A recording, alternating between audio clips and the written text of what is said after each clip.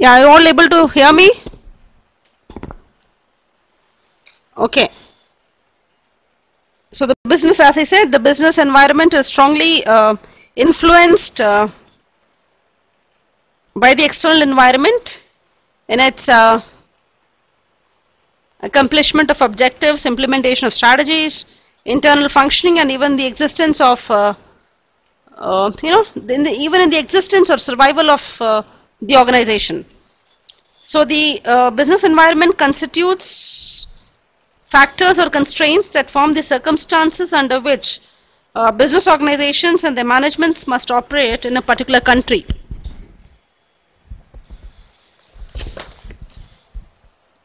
It represents anything which influences and determines the decisions, strategies, processes, operations, and performance of a business organization. So after the discussion of this chapter, you should be able to understand what is business environment, explore the importance of the business environment, comprehend the characteristics and different components of business environment, appraise how to manage the business environment and the steps to be followed to develop a strategy to align business with its environment.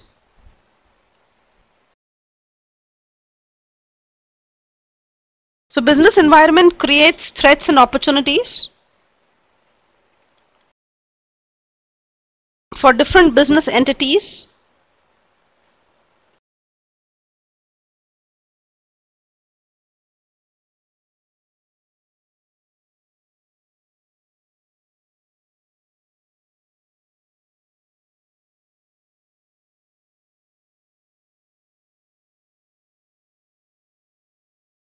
Are you all able to see the slides?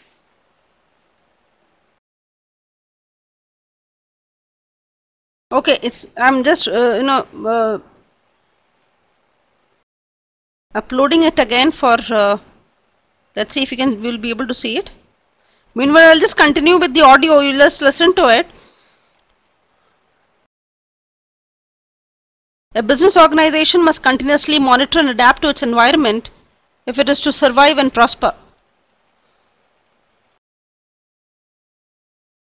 The successful organization is the one in which it's in a position to timely identify, appraise, and respond to the various opportunities and threats in an environment. This enables the organization to make best use of available opportunities and develop strategies to ward off the threats in a timely manner. Audio is there, yeah, students, audio is there. Are you all able to hear me? Some of the characteristics of the business environment is the environment being complex in terms of factors, events, conditions, and influences. You know, there are some simulation tools like Crystal Ball that enable the strategists to understand the complexity of business environment. The environment is dynamic in terms of constantly changing. You know, globalization is one aspect, free movement of capital is another aspect, technology is constantly evolving and changing, and technology adaptation is something which every organization is pursuing. If you see Samsung and Apple and maybe Microsoft, you know, every quarter probably they would like to bring in some change in the technology and bring in new products in the market and intensify competition. There is unrestricted flow of information to one and all through the internet at a very low cost. So customers can have easy access to comparison of information and choose their products and services. There are falling trade barriers, rising importance of integration of technology. We have cloud computing as a result, emergence of information savvy consumer who's benefiting from these developments. Environment could either be your opportunity or it could be your threat.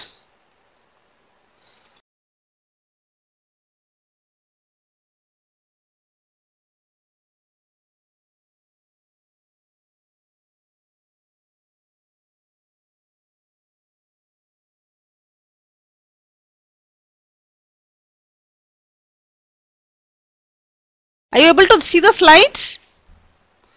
Venkatesh, are you able to see the slides? Now? Now? No. Yes, no. Some are saying yes, I'm not sure actually. Why is some saying yes then? Are you able to see it now? Meenakshi says yes. Now yes. Okay.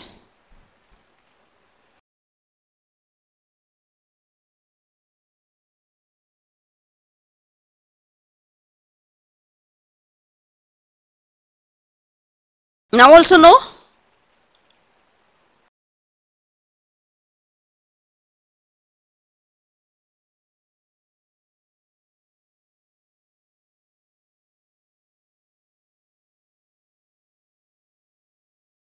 Taking a lot of time in uploading. I don't know what happened.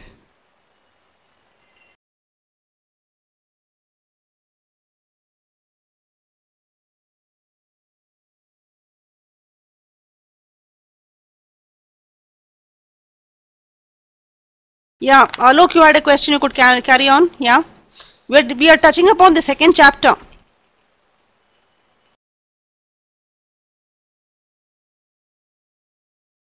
When do you call a threat? That's what you're asking? Yeah, which one? Threat and opportunity?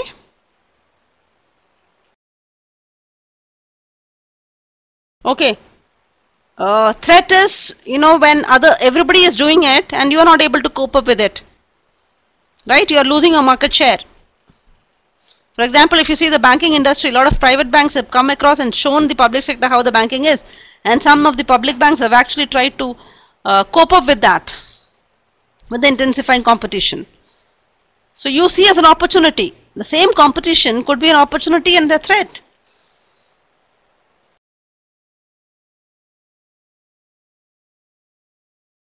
Is it clear? Yeah, it's still loading. I don't know why it's taking so much of time.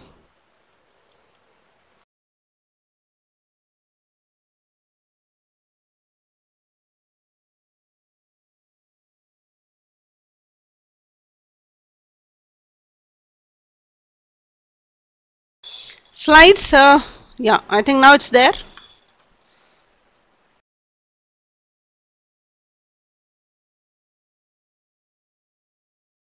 So we will be talking about what is business environment, explore the importance of the business environment, comprehend the characteristics and different components of business environment, appraise how to manage.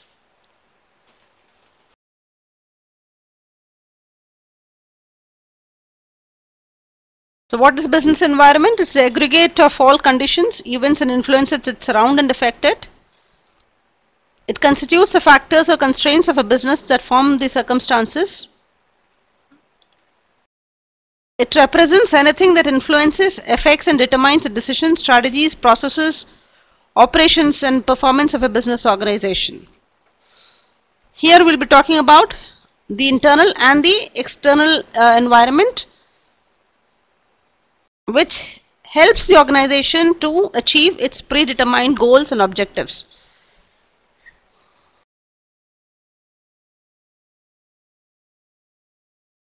So a manager needs to make sense of the business environment in which he or she has to operate.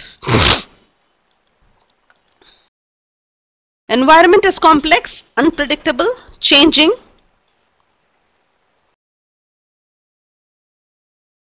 Trade tariffs are declining. Technology upgradation, globalization is one important factor. Free movement of capital is there.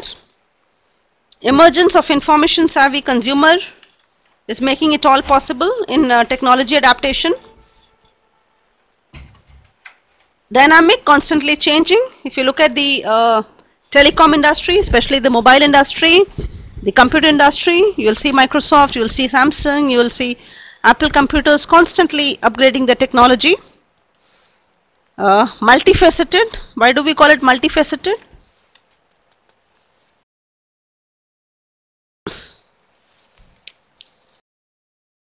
Yeah, why do we call it multifaceted? Yes, Shashidhar.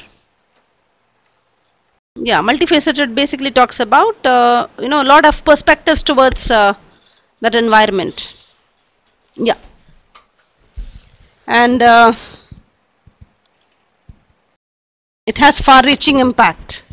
So the environment in which a business organization exists has a far-reaching impact on the growth and profitability of the organization. Depends critically on the critically on its environment.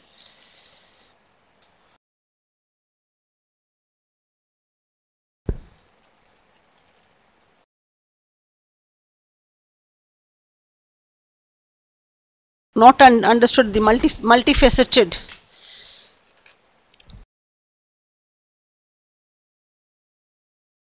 You know, it could have different perceptions. Multifaceted is, as I said before, it could be an opportunity or a threat. It could be an opportunity or a threat. The same environment, some organization would see as an opportunity, some might see it as a threat because of not being able to cope with it. As I said, in the banking industry, how the banking industry has, you know, emerged and used technology to make banking convenient, something which you know, otherwise customers could have never dreamt of, right? Yeah, so it can be seen as a threat or as an opportunity. So if you look at the classification, you know, how many kind of business environment you have: internal environment, you have external environment,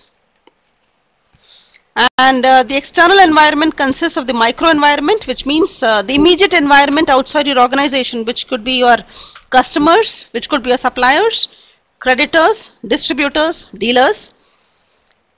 And you know, any change in the micro environment affects and impinges on the organization's activities directly. For example, we saw the Maruti case, and we saw that a labor problem could have an effect on their suppliers and the vendors too, the dealers.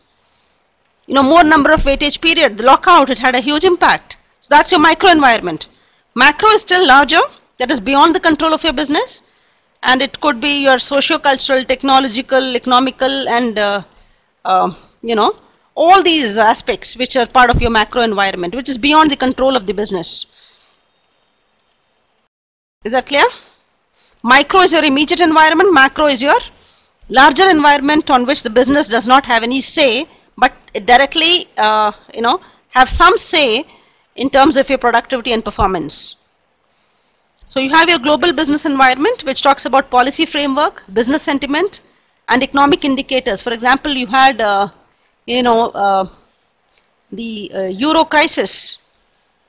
You had the euro crisis, and it had its effect in you know, the intensity could have varied, but it had its effect on various other economies, isn't it? Then government imposed restrictions. Yeah, look, carry on with your question. Meanwhile, I'll continue, others will be left behind. Yeah, Sumit, we are still on.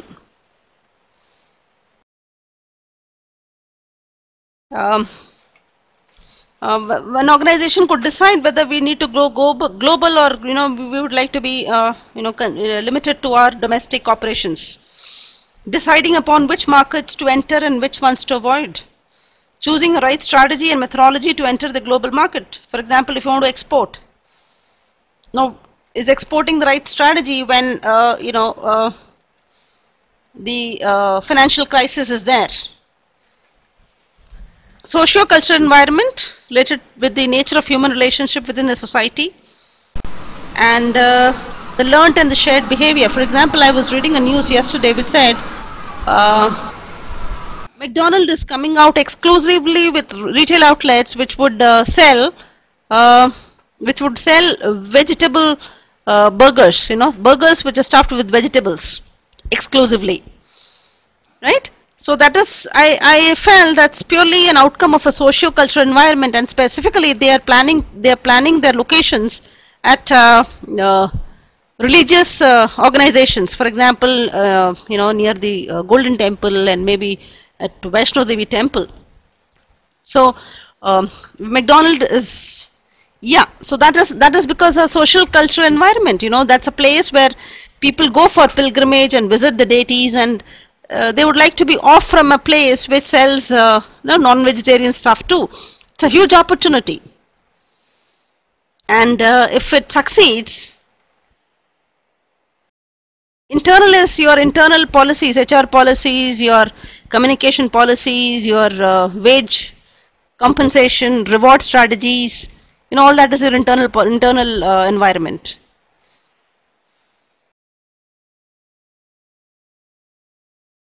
Which one in the sense? Micro? No. There's nothing called threat. Today, every organization has to be alert towards their internal and external environment. You can't say external is important and internal is. If you think that, then you will have a case like Maruti Manesh sir. So internal and external has to be managed. Equally, micro and macro has to be managed. Has to be understood. Has to be diagnosed. Because today we're talking about boundaryless world. In some way or the form, other way, we are getting impacted. Is that clear? So social environment creates or influences the attitude, personality, thought process, and behavior of the people. People's attitude towards business and work is also strongly influenced by the culture in which they are born and brought up. Yeah, today a lot of organizations are talking about a diverse culture. Trying to attract expatriates to our country. But does our country have the necessary hygiene and infrastructure to attract the expatriates? Then technological environment, as I said, it has adaptation in terms of adaptation and the buying capacity of people. Then you have the economic environment, where your economic system, whether you have a capitalist structure, whether a socialist structure or a mixed economy, your economic policy in terms of industrial policy, fiscal policy, monetary policy, FDI norms, how are this viewed and understood by people outside the country, and they would like to invest in your country in various sectors. There are economic indices like national income, value of imports and exports, per capita income, rate of growth of GNP, distribution of income, all that shows how much of your products would get sold if it gets invested. Then state of economic infrastructure in terms of financial institutions, banking infrastructure, its regulation, how much of friendly or investor friendly it is. Then strength of money and capital markets. Strength of money and capital markets. So you always have a rupee, dollar, euro kind of factors which impacts your exporters and importers. So economic trends and events do affect business performance. Why we are discussing this, and the subject is because you just studied about management and organization and the important skills that one requires to have, but along with that you need to understand the business environment so that you can lead your organization to better outcomes. Legal environment. What is legal environment?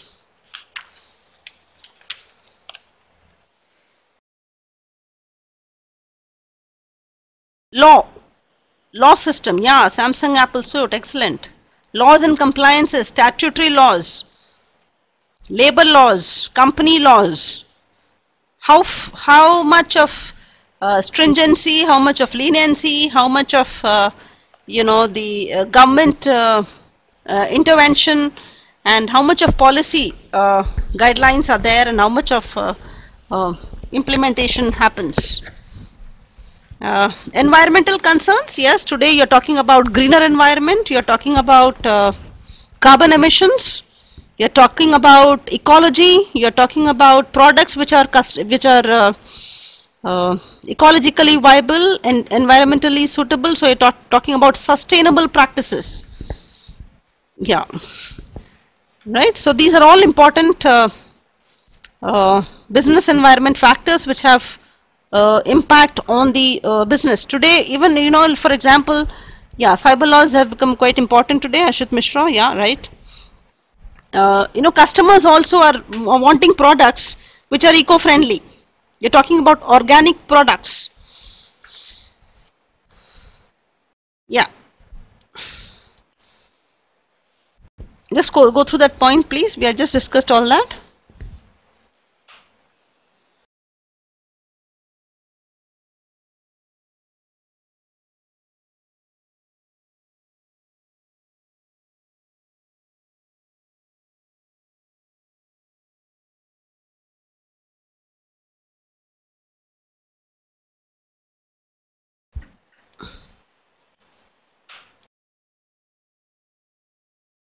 Just mentioned all that.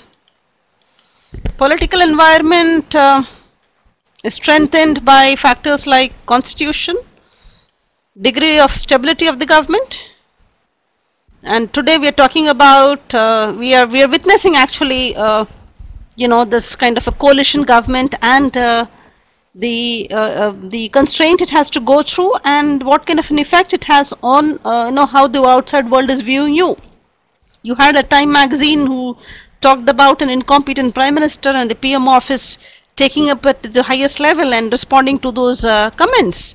So basically having roadblocks while implementing reforms here, isn't it? We are all witnessing. You are all reading these cases on a day-to-day basis in the discussions happening across. And I think day before yesterday, the Indian Prime Minister's office took up about how they have come out with a statement where you're talking about a non-performing prime minister, right? So how much of friendly and how much of facilitator it is acting as in terms of, yeah, Vodafone tax was there, then you had I guess Reebok case was there. Then you have demographic environment, which includes the factors like size, density and location of human population, distribution of a particular market. I think demographics has made Maruti choose another location in Gujarat. Similarly, Shingur, as far as demographic environment was also concerned, they took up the Reebok case was about the ethics of the senior management, how much they indulged in fraud, which was in tune to huge loss to the company. Yeah, a lot of examples are there.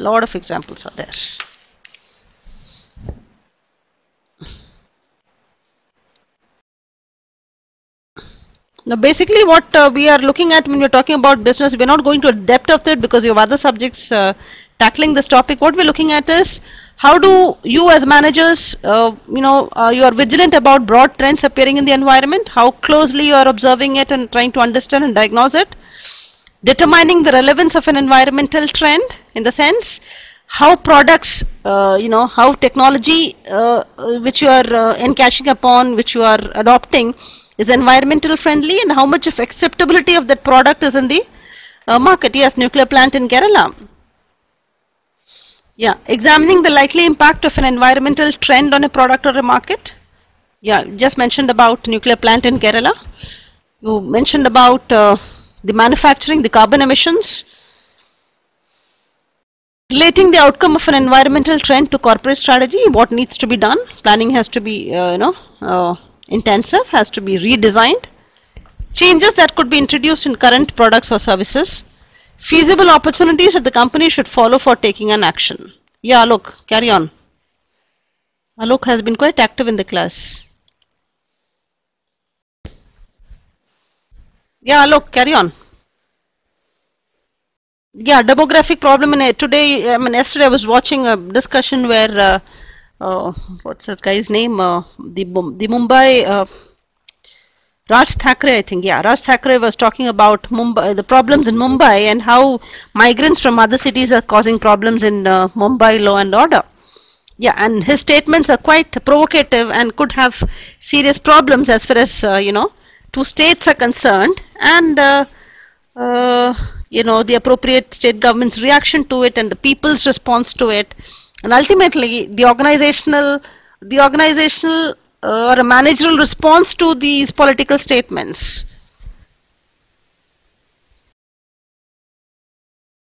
I think there can't be immense planning about it because these are all ad hoc statements that come across, and one has to be vigilant and keep addressing their employees through communication, active communication. Yeah. It's happening across states today. Yes.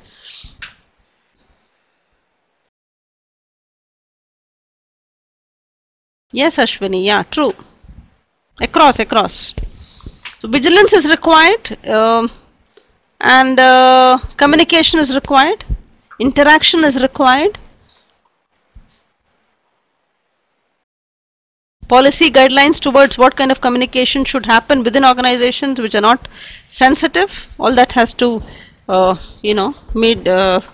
made in or brought to practice.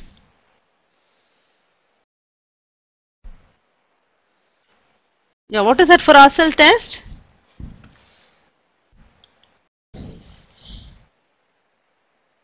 So we in this chapter we looked at the business environment, which is complex, dynamic, multifaceted, and which has far-reaching impact.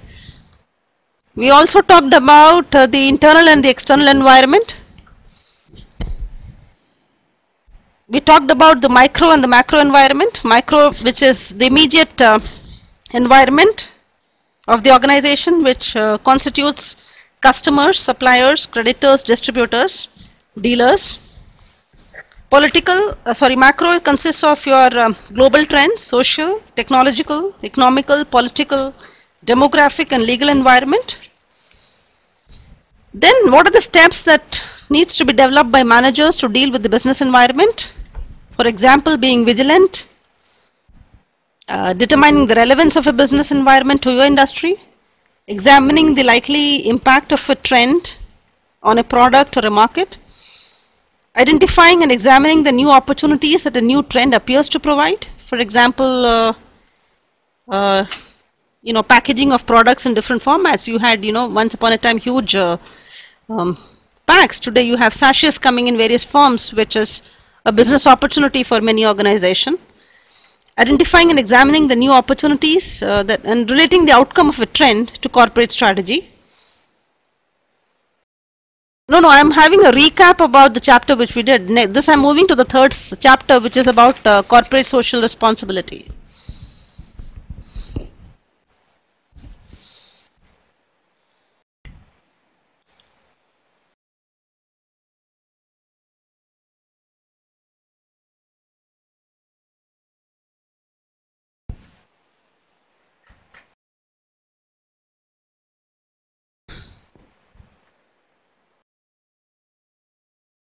Yeah, now we have moved on to page number 42, corporate social responsibility. Kindly refer to that chapter. Yeah, it's uploading. You'll just get it. Hang on, we are just uploading the slides. So the term social responsibility, as it suggests, means different things to different people. Whether you having the classical view, the social obligation view, the socio-economic view, the social responsiveness view. And if you look at the concept, it's a legacy of the 20th century. Till the 20th century, the objective of business enterprises was exclusively economic, and they were highly profit-centric. In the light of a favorable demand and supply situation, business enterprises wielded a great deal of power. They could sell whatever they produced because the demand for most of the goods were generally more than the supply.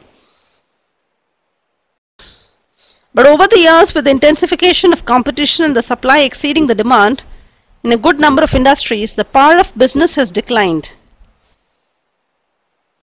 With the strengthening of capitalism, business emerged as a dominant global force. It resulted in the establishment of large multinational organizations whose turnover today is more than the combined GDP of many small countries.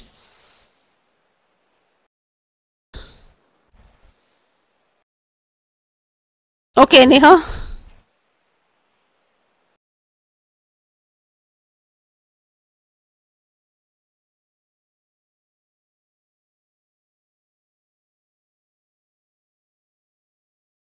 Abhinav, you will receive the material. We are referring to corporate social responsibility.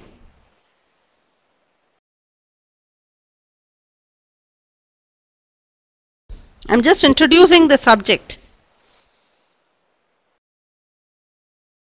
The concept of social responsibility, became popular after the publication of Social Responsibilities of Businessmen by Howard R. Bowen, who was an economist. He suggested that businesses should consider the impact of the decisions on society. And that is why you are talking about sustainable business practices, and you have sustainability reports generated now. During the 1960s, the CSR movement gained further momentum due to increased public consciousness about the responsibility of business enterprises to follow ethical concerns and preserve or enhance natural environment. Now there is an assignment which I would like to give you. Pick up any organization, for example Tata. Are you all listening?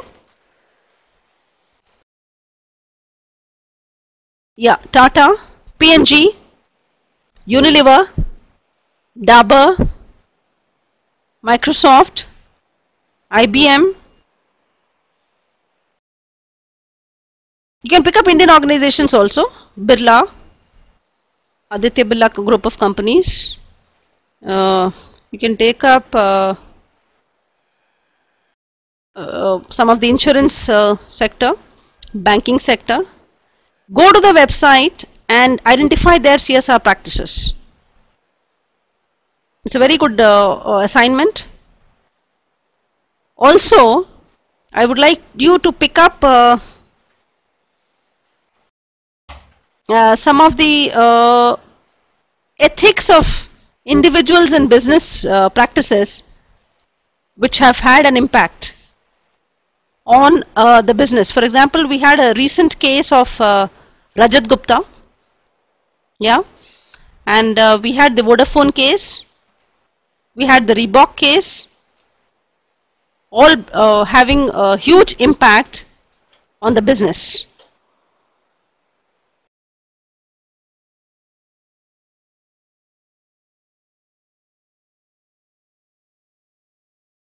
Yeah, ethics, yeah.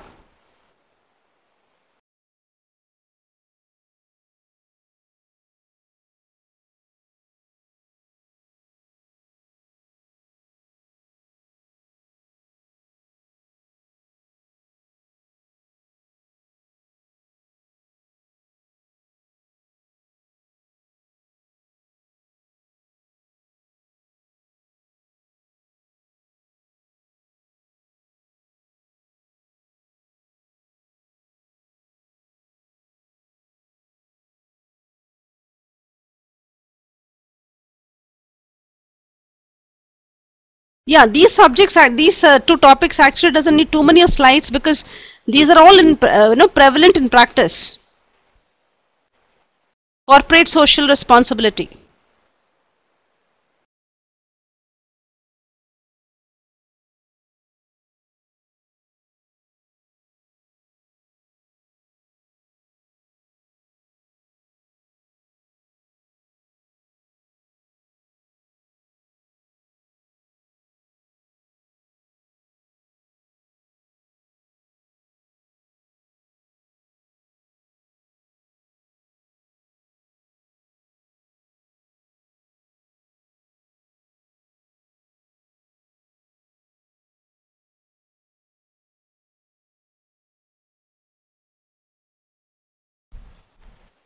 I think it's taking a lot of time here. In your in your text also there is an example which is mentioned of Seva, a socially responsive organization. Now some of the issues that could be discussed in terms of need for responsibility is, can you tell me why it is responsible? Do you look into what kind of responsible practices the business indulges in when you buy a product?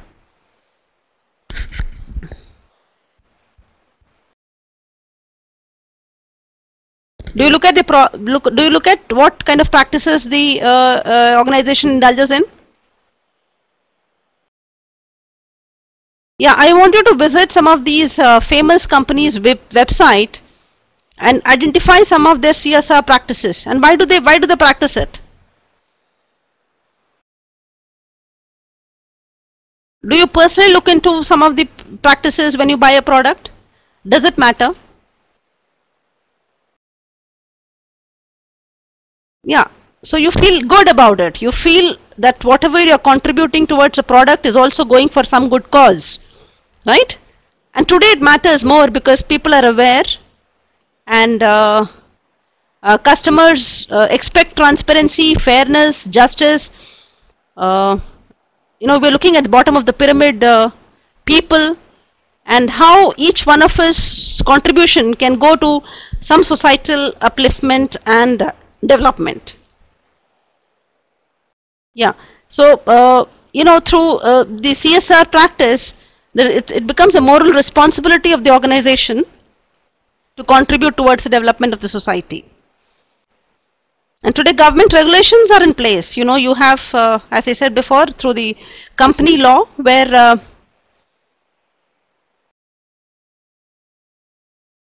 yeah, it helps generate brand loyalty and also identification. You look at ITC. ITC could be another company of your search, where you could talk, where you could see some of their CSR practices. Brand loyalty and brand identity also.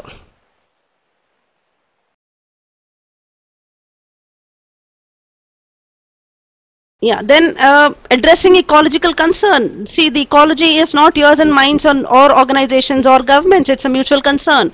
So global warming is a concern. Carbon emission is a concern. Afforestation is a concern. Sustaining of, elimination of maybe or minimizing of drought, poverty, famine, all this is a common concern. Not able to listen to me, Neha? A lot of researches are being done in terms of what kind of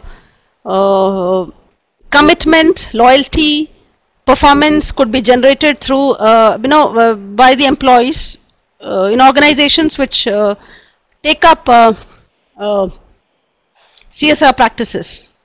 Yeah, so the idea is very truly said by Joji Matthew. The idea is basically to give back to society.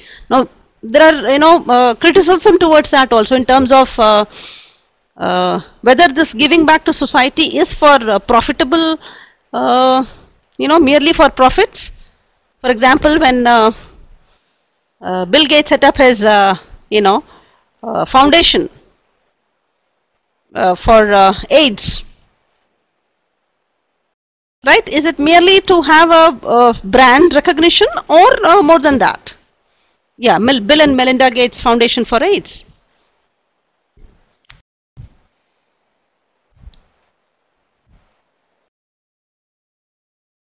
Yeah, of course there is a public image, there is as you said, loyalty and goodwill, there is a moral responsibility, there is consumer awareness. As I said, how many of us actually look into a product and say what goes where?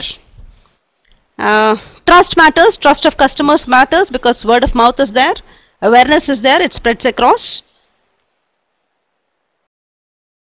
Now there are arguments for and against this involvement of business.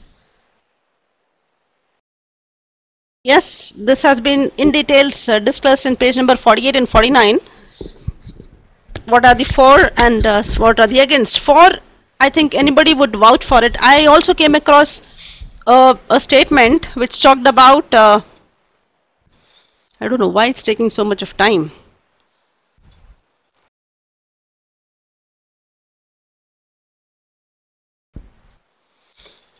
Yeah, it's still uploading. It's almost 12:56 now. I came across a statement which said, if you price your products well, are you all able to hear me? Yeah, if you price your products well, then you don't need to contribute to the society. And what the sayer intended to say was that you take it from the customer, you price it high, and then try to show that you're contributing to the society. Are you able to listen to that? Yeah, so I'm not sure whether what he said was right or was it logical, but I would always say that pricing is anyway going to be high because there are so many other contributors to the sharing of that profits or surplus which you make. Society is one part of it. And if it is transparent and the consumer is aware of it, maybe some amount he won't mind paying because it is being channelized for a good cause. This is my argument. You could differ from it. So I feel the price that goes along has a very small percentage that goes for the society, but it's channelized. The only important point here is how does the organization bring in transparency in terms of implementation of that. Now you look into a lot of products which you buy, and some products like companies like Nestle or Unilever, P&G, they do say what kind of contribution. Some of them is statutory or legal, and some of it is voluntary. And some of the arguments which goes against us is in terms of rising prices, then accountability of business, then business professionals lacking requisite social skills to undertake projects to solve the problems of society.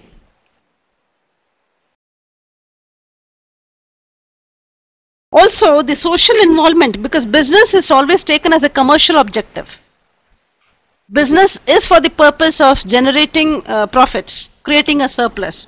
So their social involvement is many times perceived as a superfluous act or a marketing gimmick.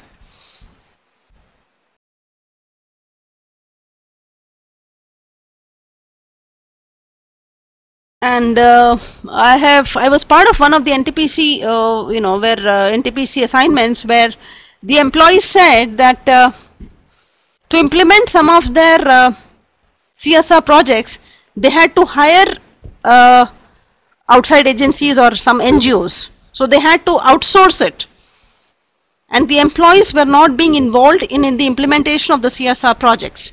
So the discussion that generated was, should employees be part of this, the CSR activities, or should it be completely outsourced, which is adding cost to the whole project, right? So we will end up with this question: how should CSR be implemented in organization? Should it be through employees who might or might not have the time, who might or might not want to get involved? Should it be made mandatory in terms of their performance appraisal? Should it be completely outsourced to the third party, where extra cost is involved, and maybe by not outsourcing, that cost could be accrued to the CSR project? So these are a lot of different perspectives that gets added on to this concept of social responsibility of business.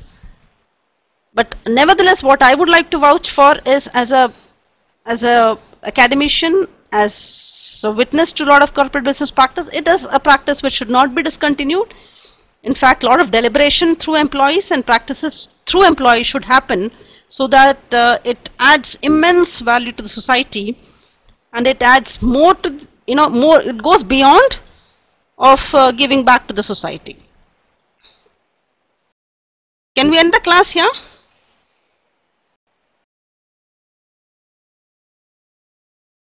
So we have touched upon the 3 papers today. I think last chapter slides were not being open, but I'm sure you will find all that in the book. Yes, Shashidhar, a lot of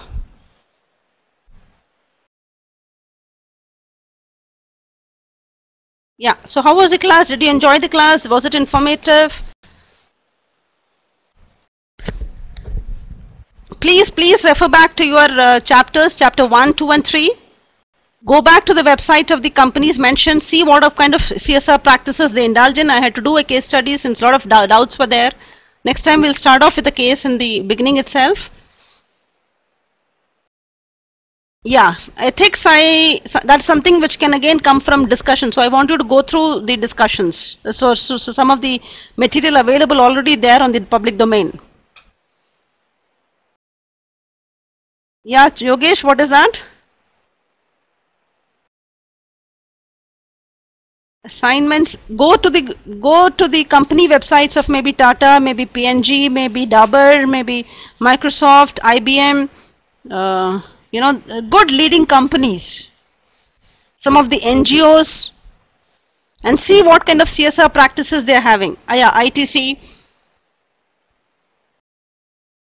And enrich your knowledge of CSR through some of the practices they have, and what is the philosophy of them, having CSR in place. You'll get the link to the recorded videos, Abhinav, Alok. Okay, thanks Alok. I'm sure you would have learned through the sessions. Yeah. So next time I'll ensure that we start off in class and everything is in place. Yeah. Very truly said Lakshmi, safety, health and environment, very, very significant. And the purpose of having them in the first class itself is you as a manager, beyond business, there is, the personal integrity and societal contribution that is required to add value to your, as you as a brand and you as a brand ambassador of the organization. Great, we'll wind up now. Yes, we'll start from chapter 4 next time. Thank you.